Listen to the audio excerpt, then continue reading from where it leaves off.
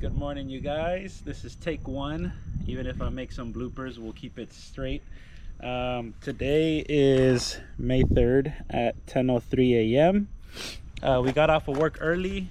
I'll get back to you guys later about next Friday being my last day working for Brinks. But we got off early. We're gonna sell my car to a coworker, and the oil change that I just did yesterday is also in part of the battery that I'm gonna make sure that is swapped. So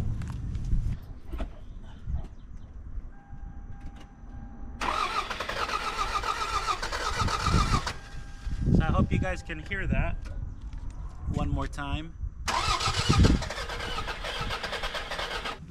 Okay, well, we'll go replace the battery. And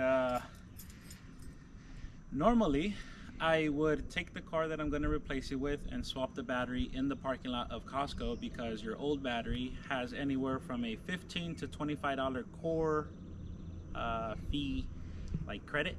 So in the state of California, and I don't know about other states, but when you buy a battery, they want you to bring the old battery because they want to dispose of it properly. So it's almost like a surcharge, and they're crediting you a discount to the new battery you're buying for turning in old batteries.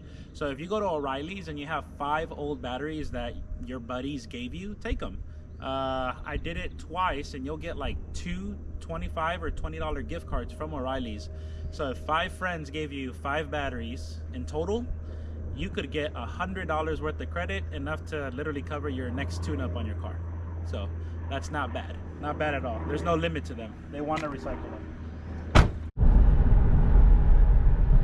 Okay guys, so I ended up taking the Camry, and just to show you guys, I don't have anything on my dash, no check engine, nothing bad. So we are going to make it a Costco, swap the battery there. I will try to record simply like how the process is. I'll try to be a little more discreet in the Costco. I'll probably even record with my personal cell phone to just be more discreet. But I'll show how I do it in the parking lot. Walk it in, get a new battery, install it in the parking lot, and you got the best discount because obviously on the spot you were able to turn in the old core fee of the old battery. All right. Alrighty guys, we are here at Costco. We are going to do the battery swap as I said, but before then we are going to try to turn it off and turn it on as we said. So we drove roughly 5 miles, 4.5–5 miles, and as I was explaining earlier, if you have a bad battery, a bad alternator, I'm sorry, it'll start to juice out your battery. So if you get a new battery and you notice a few days or weeks later, like again, your car's going dead, you're needing a jump, it might be that it was never your battery, it was your alternator. I'm gonna pop my trunk, get my tools, and then we'll go ahead and replace the battery. So we'll cut now, and then we'll start recording again when I have the hood. Alrighty guys, so we're gonna use a 10mm for the actual bracket, and then you can zoom in to show like what I'm actually touching. So we got the brackets that we're gonna be using a 10mm for. And then for the terminals, it's almost universal. I want to say that when I worked at Firestone and Mercedes-Benz of Oakland, all battery, the little bolts here were also 10mm. Some might be 8, but very rarely, and those cars actually kind of suck that they're that small. But we'll start off by taking off the bracket. So again, we're using a 10mm for the bracket and 10mm for this, but I just like a more pocket one to get in here.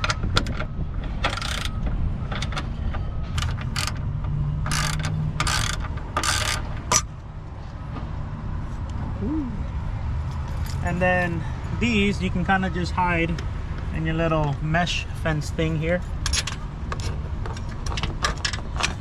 and you should be able to pull it off pretty easily because it's just a hook. All right, and then for the battery terminal itself, again, make sure that it was just never loose to begin with. So now you'll pull it off, pull it to the side, pull this off, pull it to the side, I'm not a fan of EverStart, DieHard, none of that. Working for Firestone, I learned that, or what they told us at all times, was always buy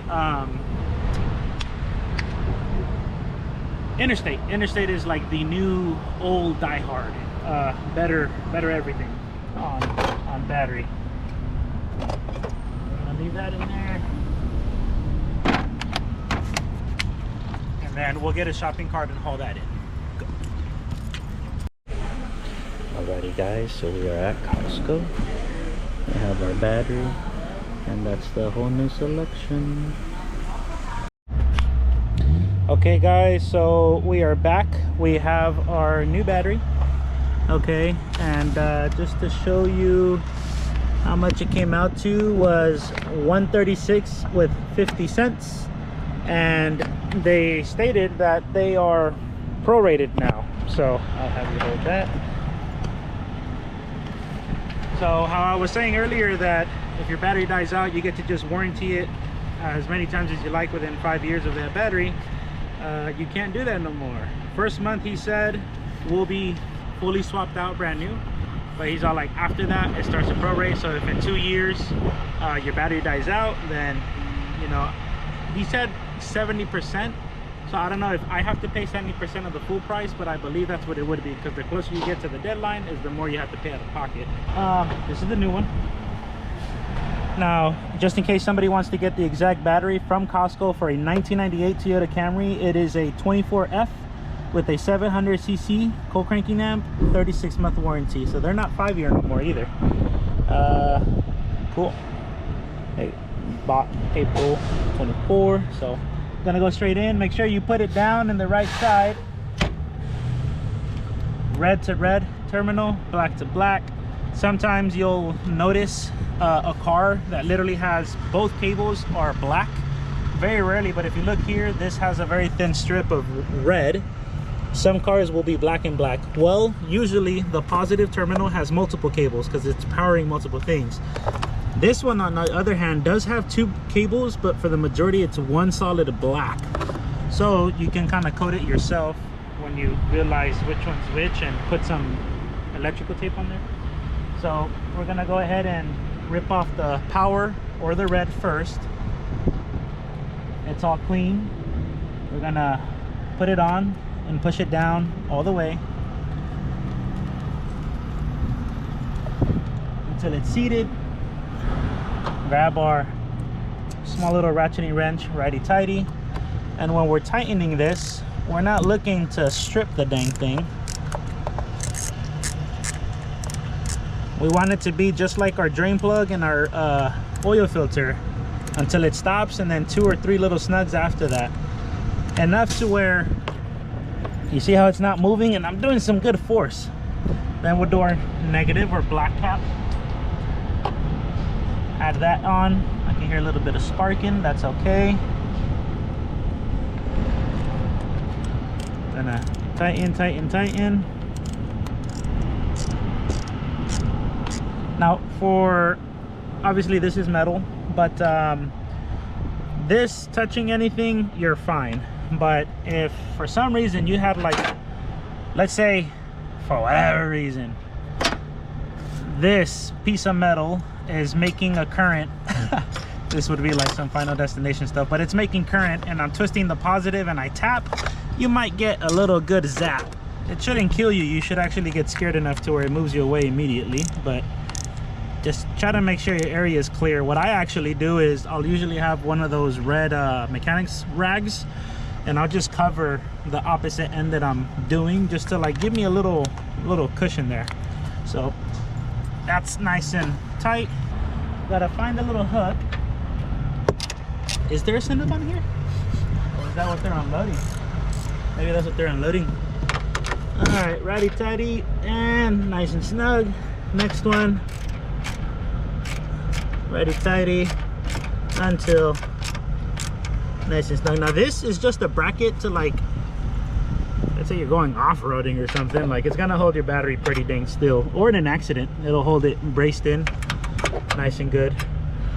So we're done, and we're gonna hope for the best on the car turning on a lot more smoothly.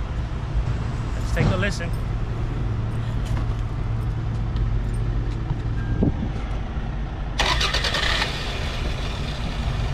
But thanks for watching, guys. That was how it sounds when you have a very sucky slow cranking starting battery.